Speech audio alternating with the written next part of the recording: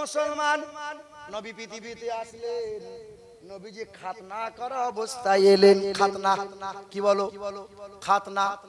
আমরা বলি মুসলমানি, কিন্তু খাতনা বলেন তো এই খাতনা কবে উৎপত্তি হয়েছে? কোন নবীর? ইব্রাহিম নবী খলিলুল্লাহ। হ্যাঁ, কিছু কিছু হিন্দুরা বলে কাটুয়া। কাটুয়া আমাদেরকে বলে, আমাকে বলেছে কাটুয়া, ব্যঙ্গ করে, ঠাট্টা করে। ওরা তো জানে না ইসলাম ছোটখাটো ধর্ম না। তোমার বেদে লেখা আছে নৃপলিঙ্গচ্ছিদ দেশ্য নাম কোটি শনি নাম আততে সংভবের সাথে মানাংশে বেশদানিব বাসুদেবাঙ্গারাঙ্গীতি পন্নগন্ধা নীলস্পর্শম। আমেরিকার বড় বড় বৈজ্ঞানিকরা 6 বছর রিসার্চ করেছিল মুসলমানরা খাতনা কেন করে, মুসলমানরা চামড়া কেন কেটে দেয়। 6 বছর রিসার্চ করার পরে বলেছিল আমেরিকার পাদ্রীরা তোমরা প্রচার করে দাও খ্রিস্টান ধর্মের শিশুকালে বাচ্চাদের খাতনা করে দাও, খাতনা করে দাও।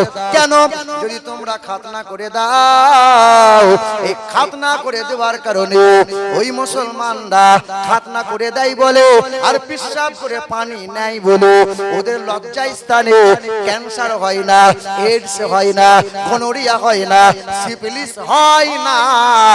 আজ খ্রিস্টানরা মুসলমানদের দেখে তাদেরও বাচ্চাদের খাতনা করে দেয়, আর হিন্দুরা ব্যঙ্গ করে দেয়। তাই তো এইডস আর গনোরিয়ায় ভুক্তভোগী বেশি যারা অমুসলিম, পেশাব করে পানি নেয় না যারা। এইডস, গনোরিয়া, সিফিলিস, ক্যান্সার কাদের বেশি হয়? যারা অপরিষ্কার থাকে।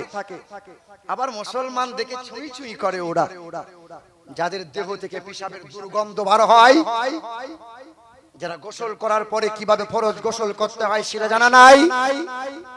মুসলমানরা যদি মুসলিম হিন্দু পাড়ায় গিয়ে একটু জলে কলে মুখ লাগিয়ে জল পান করে তো সঙ্গে সঙ্গে ধৌত করে মুসলমান জল পান করেছে। কত অত্যাচার করবে তোমরা? কখনো গো হত্যা নামে মুসলমানকে পিটিয়ে খুন করো, কখনো মেদিনীপুরের মাটিতে রমজান মাসে মুসল্লিদের উপর আক্রমণ করো জয় শ্রীরাম বলে। কত অহরহ ঘটনা ঘটে যাচ্ছে। ও সিংহ ঘুমিয়ে আছে বলে ভেড়া দেখি মাঝে মধ্যে সিংহর লেজ নিয়ে খেলা করে, আর ভেড়া মনে করে আমি হলাম সিংহ, সিংহ ভেড়া। ভেড়া জানে না যে সিংহর যদি ঘুম ভেঙে যায় ভেড়া ম্যাঁ বলার সুযোগ পাবে না। জানে না মুসলমান জাতি যদি ঘুম থেকে উঠে যায় বিশ্বটা জয় করেছে মুসলমান।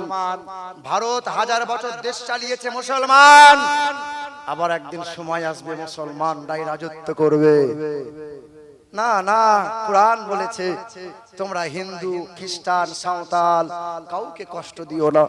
ওয়ালা তাসুবুল্লাযিনা ইয়াদউনা মিন দুনিল্লাহ। আমার বান্দা বড় সুন্দর, তোমরা মানুষ, এই মানুষকে ভালোবাসো। আল্লাহ শিখিয়েছে, নবী শিখিয়েছে।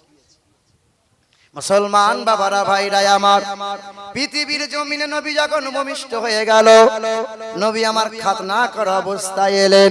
উম্মতেরা খাতনা করে, নবী আমার উম্মতের জন্য কান্না করেছিলেন। নবী তো কান্না করেছেন আর মা আমেনা চিৎকার করে কান্না করেছিলেন। আব্বা মানে শ্বশুর আব্বা ছুটে এসেছিল, শাশুড়ি মা ছুটে এসেছিল। কাঁদো কেন মা?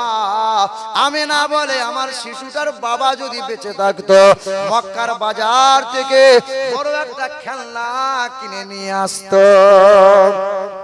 আমার বাচ্চার যদি আব্বা থাকতো, মানে আব্দুল্লাহ যদি আজকে বেঁচে থাকতো, আমার শিশুটার জন্য, বাচ্চাটার জন্য খেলনা নিয়ে আসতো। দেখেন না, খেলনা নিয়ে আসে না, নানা নিয়ে আসে, দাদু নিয়ে আসে, বাবা নিয়ে আসে।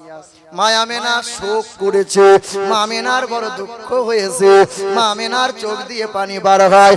আল্লাহ যেন বলতেছিল আমেনা, আমেনা মোহাম্মদ শুধু তোমার সন্তান নয় রে আমেনা, সে আমার হাবিব, সে আমার মাহবুব।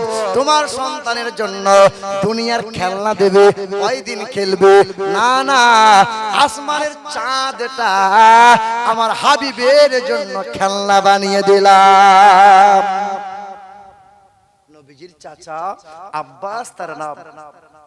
রসুলকে একদিন বলছে, নবী ওগো রাসূল, আপনি যখন ছোট ছিলেন আমি আপনার কাছে বসে থাকতাম, আমি আপনাকে নয়ন ভরে দেখতাম, আপনাকে দোলনায় ঘুম পাড়ানো হতো, আপনি দোলনায় শুয়ে শুয়ে দোলনা দিতেন, আপনি দোলনায় শুয়ে শুয়ে দোল খেতেন।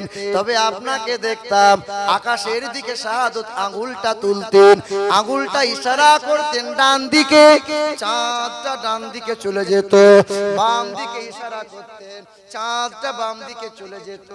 আল্লাহ রাসূল আমার কান্না করে বলেছিলেন, চাচা আপনি কি জানেন না, চাচা আপনি কি জানেন না, আল্লাহ পাক আকাশের চাঁদটাকে খেলনা বানিয়ে দিয়েছিলেন। কানাল কামার ইউনাজিনি ওয়া ইউহাকিনি ওয়া ইয়ামনাউনি মিনাল বুকা। চাঁদ আমাকে সান্ত্বনা দিত, চাঁদ আমাকে কাঁদতে মানা করত, চাঁদ আমাকে কাঁদতে নিষেধ করত, চাঁদ আমাকে খেলা দেখাতো, চাঁদকে নিয়ে আমি রাসূলুল্লাহ খেলা করতাম। নবীজির বয়স তখন 8 দিন। বয়স কয়দিন? 8 দিন। মা হালিমা নিয়ে চলে গেলেন, তায়েব শহরে নিয়ে চলে গেলেন। মা হালিমা সাইয়্যেদা দুধ পান করালেন, দুধ পান করায় নবী বাম দিকের স্তনে মুখ লাগাই না। মা হালিমা চিন্তিত হলেন, ডক্টরে কবিরাজি দেখলেন আর রোগ ধরা পড়ে না। মা হালিমাকে নবী আমার শিশুকালে বুঝিয়ে দিয়েছিলেন, নবী আমার শিশুকালে বুঝিয়েছিলেন, ও মা হালিমা আপনার জন্মদাতা সন্তান তার নাম হলো আব্দুল্লাহ, সেও তো দুধ পান করে, আমিও দুধ পান করি, দুই স্তনে মুখ লাগিয়ে যদি দুধ পান করে ভাইয়ের হক মারা হবে, আর হক মারা ব্যক্তির জন্য জান্নাত নাই।